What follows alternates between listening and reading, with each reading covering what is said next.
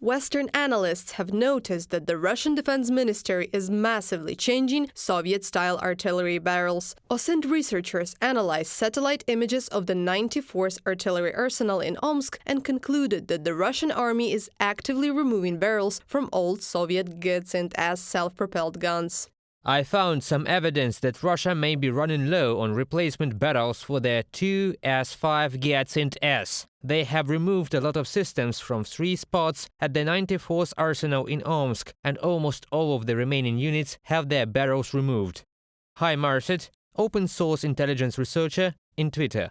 This may indicate that the Russian army has to cannibalize its artillery to repair and replace cannon at the front. Half of the equipment in storage is used for spare parts. The self-propelled gun Gyatsints S was produced from 1976 to 1993. It was called the sniper rifle of the artillery. Now, Rostec is actively supplying Msta-S howitzers, but it is far from being the same mass-produced gun. Analysts of the Top War portal consider the Gyatsints outdated, but the most long-range 152 caliber gun.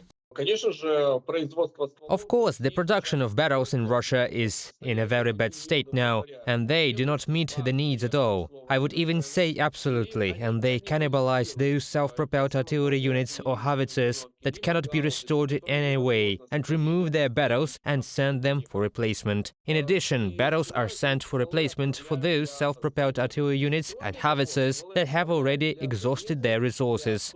But even the range of the Gyatsints is not always enough to avoid an encounter with a kamikaze drone. In July, the Ukrainian Ptahi Madyara unit reported an FPV drone hit this gun. Gyatsints are regularly defeated by Ukrainian counter-battery warfare.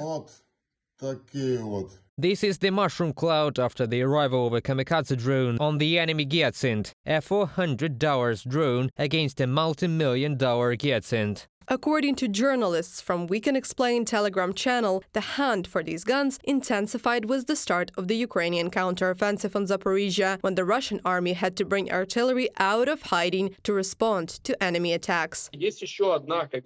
There is another category of losses. It is when a shell, for example, which expired long ago or was stored in unsatisfactory conditions, ruptures in the barrel of an artillery unit. It is like a game of Russian roulette, and it explodes in the barrel of the artillery unit itself, or when the barrel itself cannot withstand the load due to the exhausted resource and ruptures. After massive losses in equipment in 2022, the Russian army also lost components of armored combat vehicles and gradually returned to scrapping old equipment that would supposedly compensate for the deficit.